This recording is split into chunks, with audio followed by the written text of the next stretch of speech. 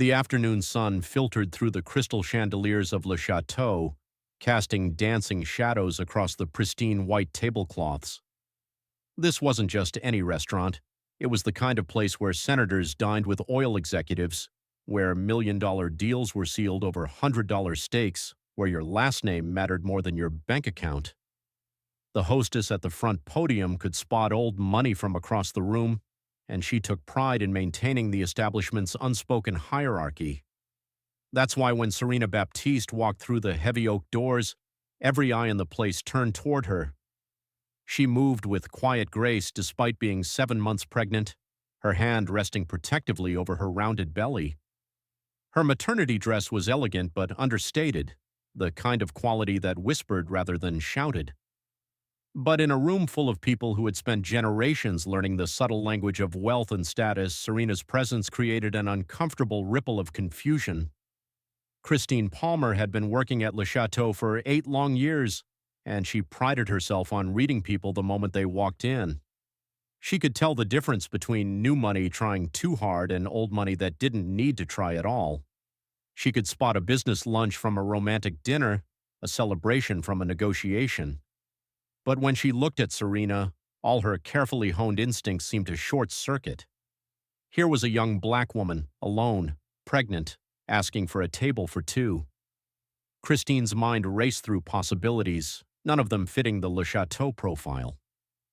"Right this way," Christine said with a smile that didn't quite reach her eyes, leading Serena past the prime tables with their view of the city skyline, past the cozy booths where power brokers conducted their business in hushed tones, all the way to a small table wedged between the kitchen doors and the service station.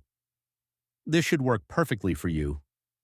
Serena glanced around, taking in the constant stream of waitstaff rushing past with heavy trays, the clatter of dishes being cleared, the general chaos that came with being seated in the restaurant's equivalent of Siberia. She could have protested, could have demanded better, but something in Christine's expectant expression told her that any complaint would only confirm whatever assumptions were already being made about her. "This is fine, thank you," Serena said softly, settling into her chair with the careful movements of someone carrying precious cargo. She placed her designer handbag on the table, a detail that Christine noticed but chose to dismiss. Knockoffs were getting better these days. As the afternoon wore on, Christine's behavior became increasingly pointed. She took orders from tables that had been seated after Serena, leaving the pregnant woman sitting with nothing but water for nearly 45 minutes. When she finally approached to take Serena's order, her tone had shifted from professionally distant to barely concealed hostility. "Still waiting for your friend?" Christine asked, glancing at the empty chair across from Serena. "We do have a waiting list, you know." "He's running late," Serena replied calmly, checking her phone where a text message apologized for a delayed business meeting. "I'd like to order the wine pairing menu while I wait." Christine's eyebrows shot up. The wine pairing menu was $250 per person, more than Christine made in a good week of tips. "Are you sure? That's quite substantial." "I'm sure." The doubt in Christine's voice was obvious, but she scribbled down the order anyway. As she walked away, Serena could hear her muttering to another server about people trying to live above their means. The words stung, but Serena had dealt with worse. She'd learned long ago that responding to every slight with anger would leave her perpetually exhausted. At the table nearest to the windows, Harrison Blackwell was holding court with 3 other men, their conversation peppered with references to yacht clubs and private schools, stock portfolios, and political connections. Harrison was old Charleston money, the kind that traced its lineage back to plantation owners and felt entitled to express opinions about who belonged where.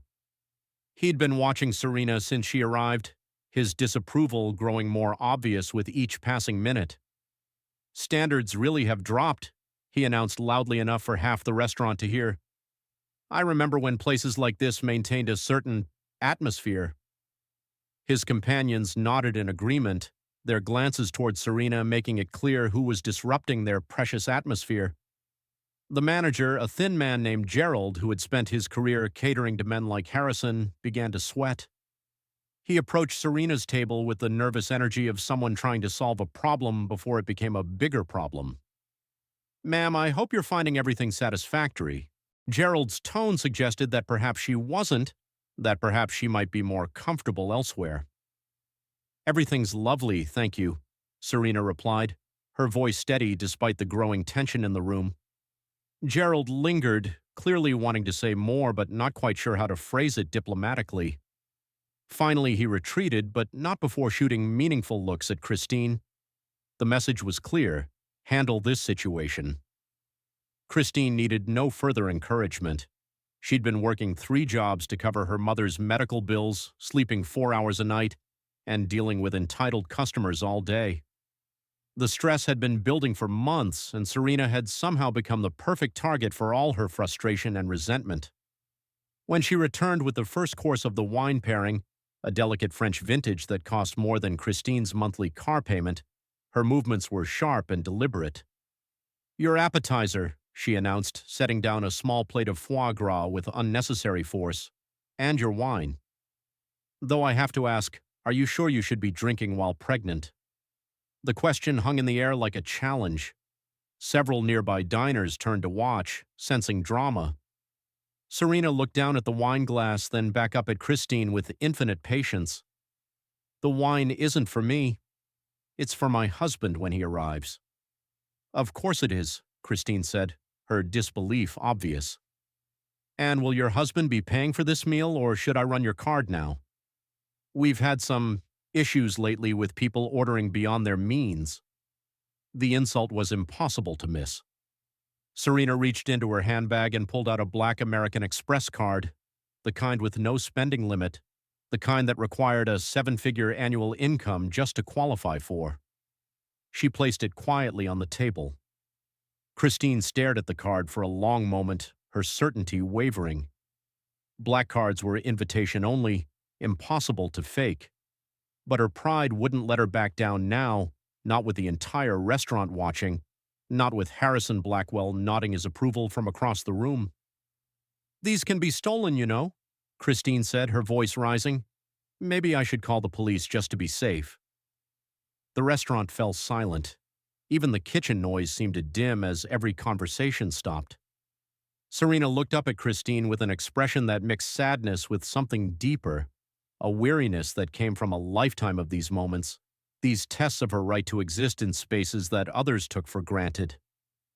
"I'd prefer if you didn't," Serena said quietly. But Christine was past the point of reasonable response. The stress of her mother's illness, the exhaustion of working endless hours, the daily humiliation of serving people who looked right through her, it all crystallized into this moment of perceived power over someone she'd decided was beneath her. She reached for the bottle of wine, ostensibly to pour more for the husband who wasn't there, but her movements were jerky with anger and resentment. "Maybe you should try McDonald's next time," Christine said, tilting the bottle. "Seems more your speed." What happened next seemed to unfold in slow motion. The burgundy liquid arced through the air, splashing across Serena's white maternity dress, soaking through the expensive fabric to her skin beneath. The wine was cold and shocking, and Serena's hand instinctively went to her belly, protecting her unborn child from the assault. The entire bottle emptied across her lap, pooling on the white chair, dripping to the marble floor below. The restaurant erupted in gasps and nervous laughter. Harrison Blackwell was actually smiling, clearly entertained by the spectacle. Gerald, the manager, stood frozen, torn between horror at the scene and relief that the problem might finally be resolved through Serena's departure. Other diners pulled out their phones, some to record the aftermath, others to text friends about the drama unfolding at Le Chateau. But Serena didn't scream. She didn't demand justice or threaten lawsuits. She didn't even stand up immediately. Instead, she sat very still, wine dripping from her dress, her hand still protective over her belly, and breathed slowly through what could have been the defining moment of humiliation in her life. "I'm so sorry," she said finally, looking up at Christine with genuine concern. "You're shaking. Are you okay?" Christine's triumph evaporated instantly. She had expected anger, threats, maybe even violence. She had prepared herself to be the victim of an aggressive response that would justify her actions. Instead, she found herself looking into the eyes of someone who was worried about her well-being despite being the one covered in wine. I. Christine's voice caught. I didn't mean, that is. How many jobs are you working? Serena asked softly, as if they were having a private conversation instead of performing for an audience of dozens. The question was so unexpected, so precisely targeted, that Christine's defenses crumbled entirely. 3, she whispered. My mother's medical bills. I can't afford to lose this job. What kind of treatment does she need? Cancer, Christine said, the word barely audible. Stage 3. The insurance doesn't cover everything. Serena nodded slowly, then began carefully cleaning wine from her dress with the cloth napkins. She didn't ask for help, didn't demand that anyone else deal with the mess. She simply began the methodical process of addressing what had been done to her while everyone else watched in stunned silence. The wine was $300, Serena said, reaching for her purse. I'll cover it. She pulled out $400 bills and placed them on the wine-soaked table. And this is for you. Another $500 appeared, folded and handed directly to Christine. For your mother's treatment. Christine stared at the money as if it might disappear. $800 was more than she made in 2 weeks at Le Chateau.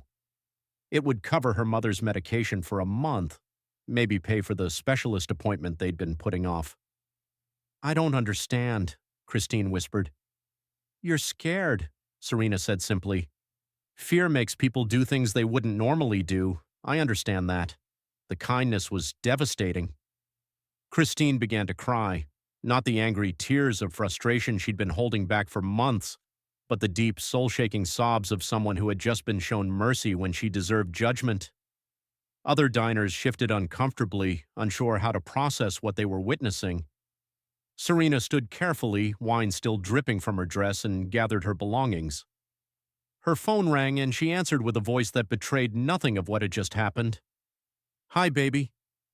Yes, I'm still here. No, don't worry about being late. The voice on the other end was deep, concerned. Are you okay? You sound upset. Just a little incident. I'll tell you about it later. See you at home. She hung up and turned back to Christine, who was still clutching the $500 like a lifeline. Take care of your mother, Serena said, and maybe next time try to remember that everyone has a story you don't know. As she walked toward the exit, her head held high despite the wine stains, her dignity intact despite the humiliation, Serena embodied a kind of strength that most people in that room had never encountered. She wasn't powerful because she could destroy her enemies. She was powerful because she chose not to. The first black SUV pulled up just as Serena reached the front door, then another, and another. By the time the convoy was complete, 12 identical vehicles surrounded Le Chateau, their darkened windows offering no hint of who waited inside. The restaurant's elite clientele, accustomed to being the most important people in any room, suddenly felt very small. Antoine Baptiste stepped out of the lead vehicle and everything changed. He was the kind of man who commanded attention without trying, tall, impeccably dressed, moving with the easy confidence of someone who had never had to prove his worth to anyone. Behind him, serious men in expensive suits took positions around the restaurant's entrances. This wasn't a social visit. Gerald, the manager, recognized him immediately from newspaper photos. Antoine Baptiste, construction empire worth billions, political connections that ran deep, and rumored ties to enterprises that weren't discussed in polite society. The man who owned half the buildings in the city, who had politicians and judges on speed dial, who could make problems disappear with a phone call. Oh my God, Gerald whispered, his face draining of color. That's her husband. Antoine's eyes swept the restaurant, taking in the wine-stained chair, the broken glass still scattered on the floor, the faces of people who were suddenly very interested in their meals. When his gaze found his wife, standing calm and stained but unbroken, something dark and dangerous flickered across his features. Who? He said in a voice that carried, despite its quietness, is going to explain to me how my pregnant wife came to be covered in wine. The silence was absolute. Harrison Blackwell, who had been so entertained by Serena's humiliation moments before, was now studying his napkin with intense concentration. Gerald stood paralyzed between his desire to disappear and his obligation to respond. Christine remained frozen at Serena's former table, still clutching the money, understanding for the first time the magnitude of her mistake.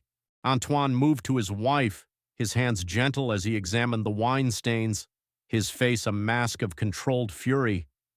He had built his empire from nothing, had clawed his way out of poverty through intelligence, determination, and, when necessary, ruthlessness.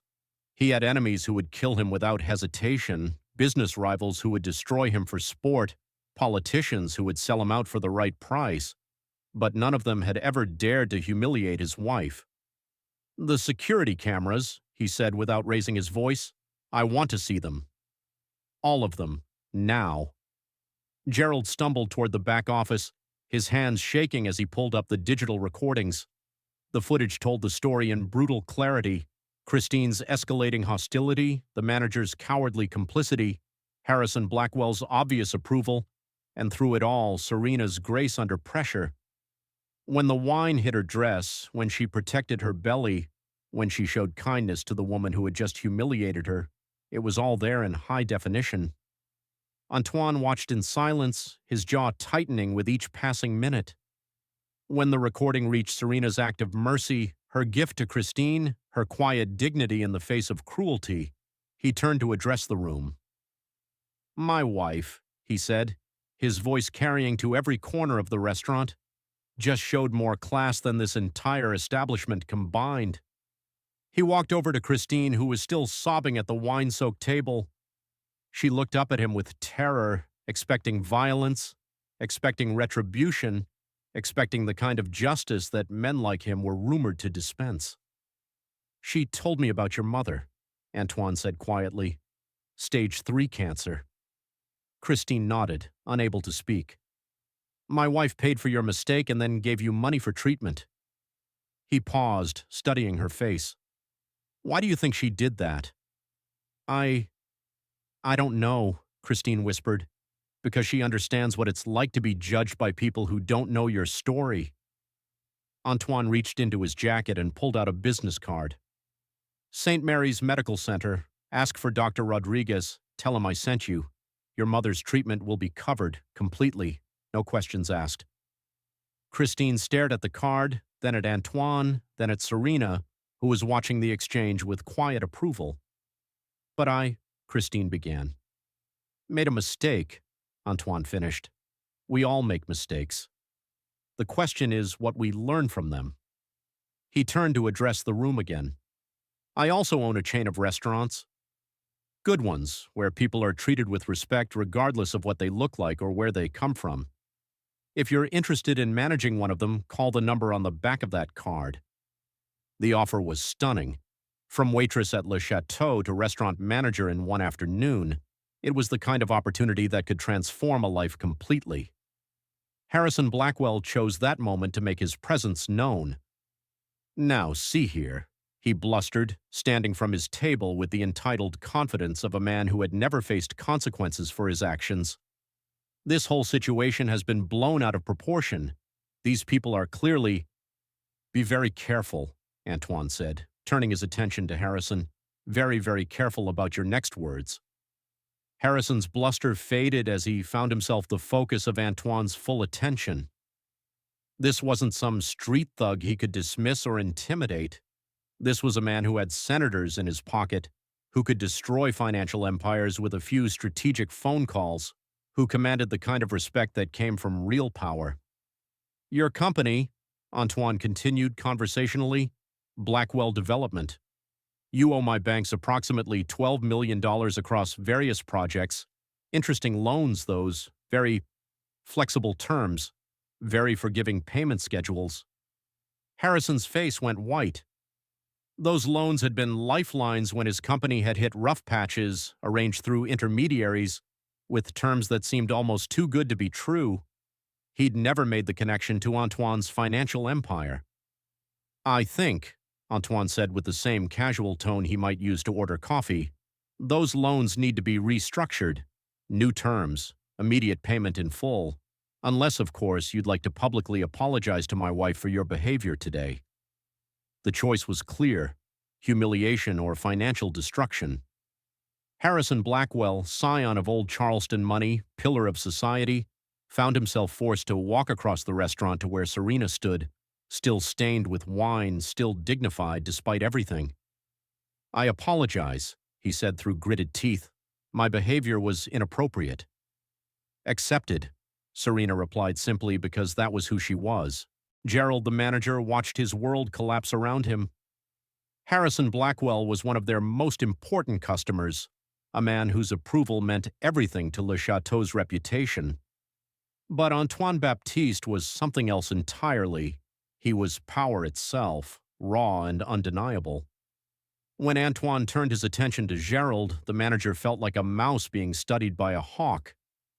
"The lease on this building," Antoine said thoughtfully, "held by Chateau Restaurant Group, correct?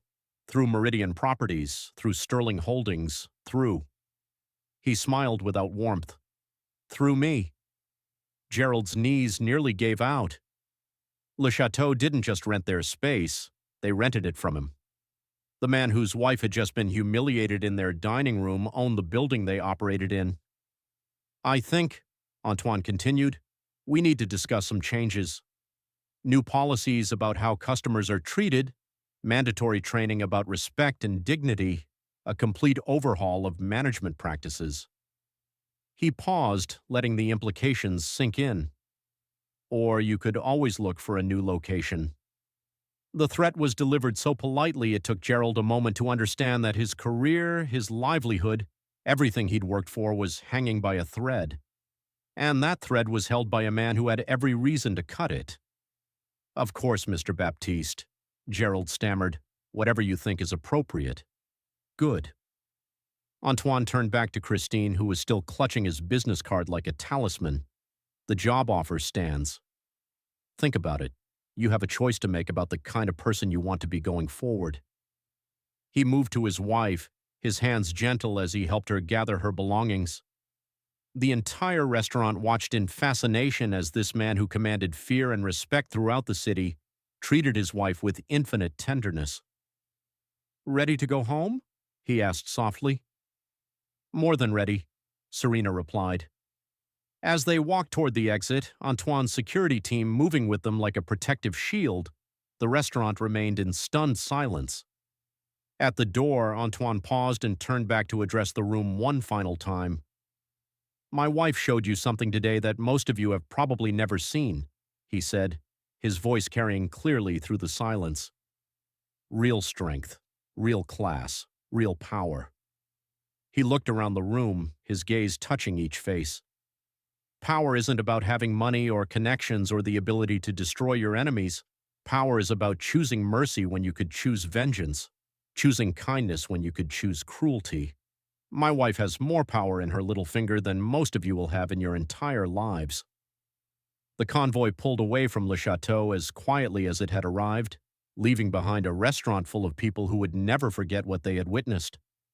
Christine sat alone at the wine-stained table, staring at the business card that represented a complete transformation of her life, thinking about the choice she had to make.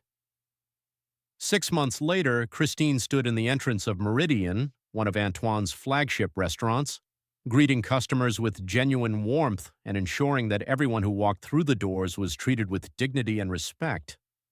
Her mother's cancer was in remission, the medical bills were paid, and Christine had learned something about the power of first impressions and second chances. Serena and Antoine came for dinner sometimes, often with their beautiful baby daughter sleeping peacefully in her carrier. The little girl had her mother's grace and her father's strength, and she would grow up in a world where her parents had shown that real power came not from dominance, but from compassion. The wine stain had been cleaned from Serena's dress, but the lesson it taught had stained the souls of everyone who witnessed it. Sometimes the most powerful response to hatred isn't revenge, it's showing someone a better way to live, And sometimes, just sometimes, that lesson changes everything